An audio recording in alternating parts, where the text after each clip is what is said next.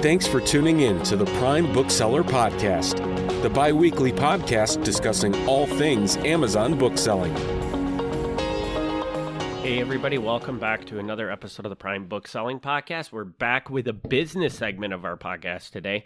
And what we're talking about today is what I am calling reframing your mind to be a better business owner.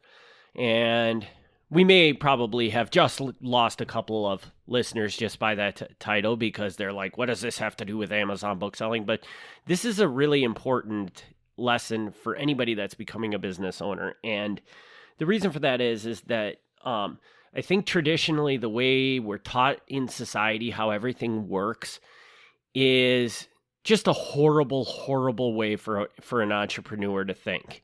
And the reason for that is because our society is built on a lot of structure and a lot of like, this is how things work and this is how we do things, and don't sway from the norm because bad things will happen. And pretty much everything I just said, you should reverse the philosophy of that when you're a business owner. You should not do the things that everybody else is doing. You should be trying to find new ways to do things. You should find more innovative ways to do things. You should find ways to step outside of the box that everybody's in and put yourself in a world where you're all by yourself so you can be that much more successful. So in many ways, what we've been taught ever since we were young about the way the world works should be reframed in your head, because a business is a flexible device that you can build in any way you want. And it is a super, super important if you want to be, maybe it's not as important if you just want to make gobs and gobs of money. I still think it's very important, because the minute there's a book that you can read, it's called The Blue Ocean Strategy. And the Blue Ocean Strategy outlines how most businesses live in this Red Sea where everybody's competing over the same concept, and they're just beating on each other, driving prices down in these markets, just struggling to get by. And then lo and behold, a company comes along, looks at that market and says, well, everybody's here beating each other up. There's a whole pile of opportunity over here, which in the book they call the Blue Ocean, that I can go sit and just bring customers in and have nobody even challenge me in that space. And that's where you want to get with your business. It's great to listen to this podcast and learn about Amazon bookselling. It's great to watch YouTube videos and learn about Amazon bookselling. But the important thing for you to do is to take those lessons, look at what other people are doing, but not rip off and replicate what they're doing, because now you're directly competing with that person. And believe me, because being an Amazon bookseller is so easy to get into, there is a lot of people doing it. So it is a very, very Red Sea, especially if you're only doing what you see on the internet. Because guess what? That's what 98% of sellers are doing. To give you an example of this is I have a mastermind group that I meet with on a call regularly. And I would say over the course of the history of this podcast, everybody's business model was a little bit different, but for the most part, like let's just say we had 15 members in this group. I would say that 12 of the members through the history of the group that are on this call were doing pretty much the same model. And then there was 3 people that when you looked at their business models, it was like, whoa, this is way different.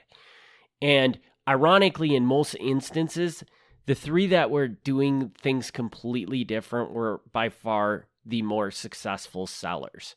And I mean, now granted, this is not an end-all be-all, because certain ones of the sellers were far, far more successful than other one of the sellers. But the 3 ones that had really kind of put a staple in things are the ones that were doing things very differently. So what I want everybody to take from this lesson is to stop, think about your business, and and try to shape it in some way that is not what you see other people doing. You can certainly borrow ideas from the internet. You can borrow ideas from this podcast. But if you take all the ideas and just create the exact same thing, you're not doing anything. And on top of that, you also have to remember that you and me are very, very different people. Whether you love me or hate me, we're still different in so many ways. And if you just rip off my business idea, all the more power to you. But you're probably going to hate it because there's probably something I've built into my business is really, really tailored to my life. Believe me. And there's going to be something that I've put in there that you're just going to absolutely despise. And it's super important for you to evaluate that and remove that and build this business tailored to you. Make it your business and make it work within your life. And one of the first things I would recommend to anybody that listens to this podcast and says, yes, this is something I want to do as I'm building my business, is one of the most important things to be successful at doing this. And actually for many, many, many years of my life, I failed at this miserably because I never took the time to realize what I wanted out of life. Because if you're trying to build a business that fits into your life and you don't know what you want your life to be, it's really a hard thing to do. So the first thing when you're reframing your mind is to don't look at this as something that's replacing your job. Because a job has so many confined rules, like we talked about earlier in the podcast, where, society in itself has this set of defined rules that you have to abide by, or I shouldn't say you have to abide by it because many entrepreneurs don't abide by those rules, but you do have, like, the society norm says that this is the way things work. Well, the same thing happens with life. Most people think you get a 9-to-5 job, you're beholden to your boss, but at least you get paid vacation, so you have some flexibility to do the things you want.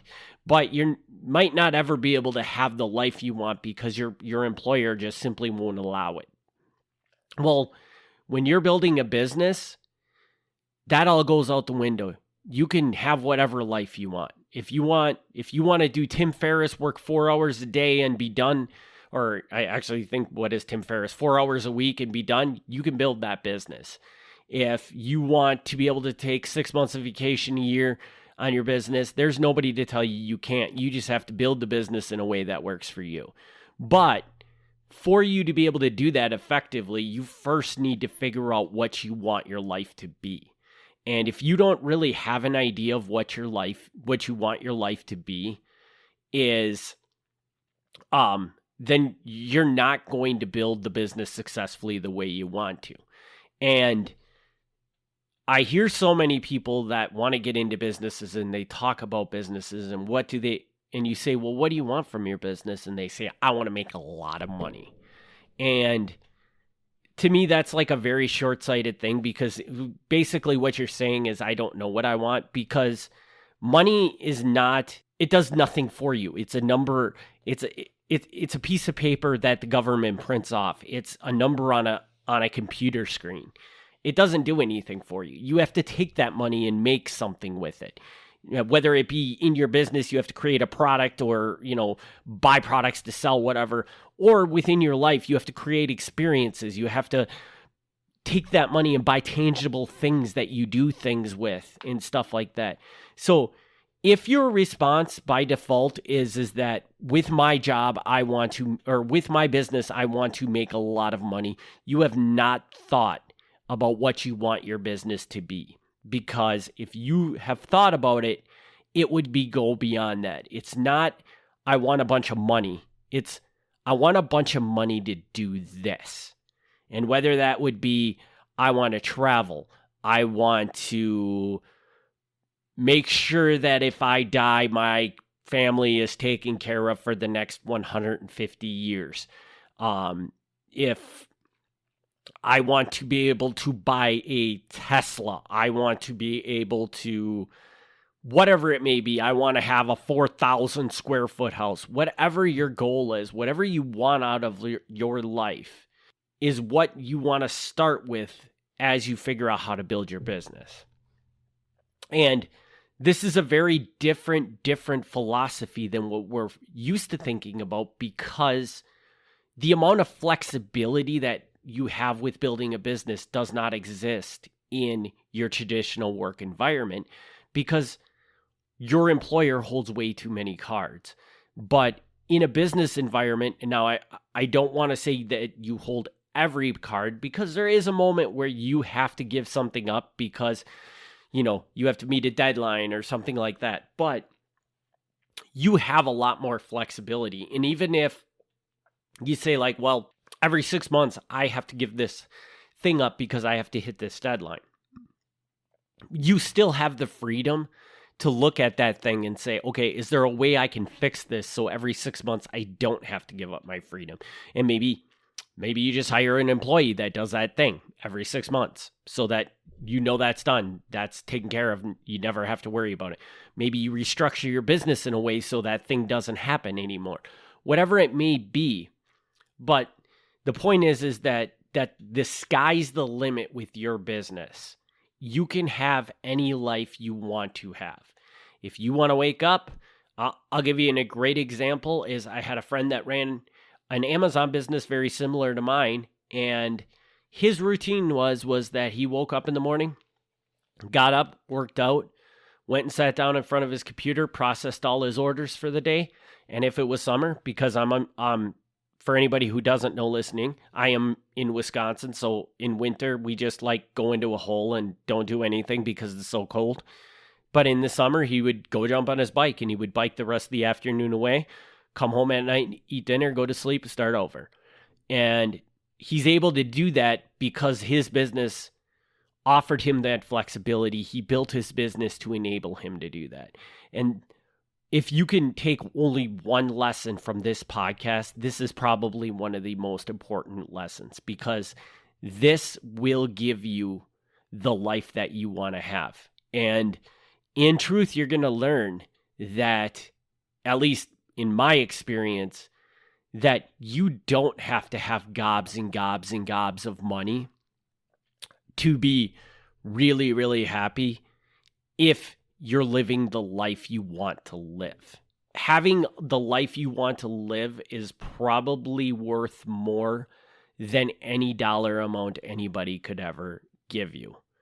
And now a lot of people may listen to that and say that's crap. Money's everything, or more money can just opens up so many more opportunities. But if you feel that way, I think you should try to look at it from a different perspective, and you might be surprised what you find, because I think I probably, at a much younger age and at a lot in a different mindset, I probably believe that too. So I don't blame anybody for believing that, but it's simply not true.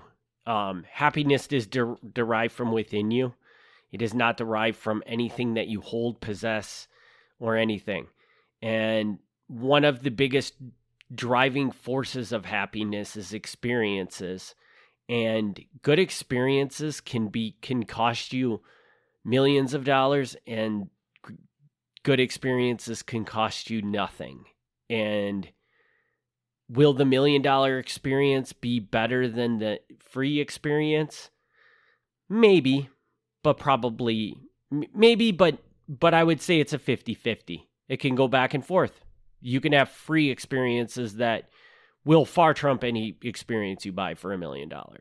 What I encourage everybody to take away from this episode is to just sit down and think about, as you're going through this process and as you're starting to figure out, okay, this is the business that I want to build, look at it from the other angle and say, what is it that you want to get from this business? And start reframing your mind to realize that there's going to be, as you go through this, not that there's not constraints on you, because there are constraints on you, but there is a solution to every constraint. And because you're a business owner, there really isn't going to be anybody that tells you you can't use that solution to get rid of that constraint. I mean, with the exception of the solution that you have to come up with has to be legal within the country you live, and it still has to abide by the laws or by the policies of Amazon because you're selling on Amazon. But beyond that, the sky's the limit. You can do what you want, and you can build everything the way you want it to be. So drop any preconceived notions of what people tell you or what you think something needs to be, and just dream it up to be what you want it to be. And again, I want to reiterate that this process in a business becomes way easier when you not only know when you're trying to figure out what your business what you want your business to be, the first thing you want to look at is what you want your life to be. And if you can't bring yourself to do that right now, it's okay, because another side aspect of the beauty of this business is that you can screw something up and then adjust it later to make it work for within your life. But I just want to encourage everybody to take the time now to figure out what they want their life to look at, because it makes it infinitely easier to get your business to providing the life you want to, if you know what you want your life to be. And the other stark reality of this is that over time, your desires in life are going to change. So if you think, well, I'll just sit down, write a small note about what I want my life to be today, and then I'll never have to deal with this again. You're wrong, because we're human beings and things change every day, and your needs, your desires are going to change. So this is going to be a never-ending battle. But if you start now, you start reframing your mind to understand that how little constraint is put on you within starting a business, as opposed to what you're typically taught within life. And, there are going to be no teachers telling you that you gave the wrong answer. There are going to be no managers looking at you and saying, well, you can't do it that way because that's not how we do it. You can do it whatever way you want, as long as you get the product out, or as long as it gets the solution completed. So I think I've beaten this idea down enough, but I think this is a very profound thing that I highly, highly encourage everybody to take this episode very seriously, because this has been a game changer in my life and in my business and in my life. And I think that the reason, and when I look back at it, I think about the fact that it's funny how important it has been, because I kind of did this without realizing it. I just kind of built a business, and then one day I looked at the business and I'm like, wow, I really built this business that it really shapes into my life really, really well. And then once I realized that, it just became that much easier. Like, I could tweak things very, very easily so that I could direct it to the way I wanted my life to go, basically. So, but just remember, this is going to be a never-ending battle. So the more you face it now, the better you're going to get at it. And in 10 years, you're going to be very happy you did, because you're going to look back at it and you're going to be like, God, this business that I built is just awesome. So with that, I'm going to wrap this episode up, because I feel like I'm kind of rambling at this point. But I do want to thank everybody for their continued support. If you do have questions, you can reach out to me at sales@kingsridgemedia.com. And as always, we do have multiple inventory sourcing options for your business that you can take a look at. One of them does provide automated inventory, and the other is a little more of a cherry picking strategy for you. So if you want to find out more about those, head over to kingsridgemedia.com. or you can just click on links in the show notes. Again, I want to thank everybody for their continued support, and we'll see you on the next episode. Thanks for listening to the Prime Bookseller Podcast. Join us for the next episode as we discuss all things Amazon bookselling.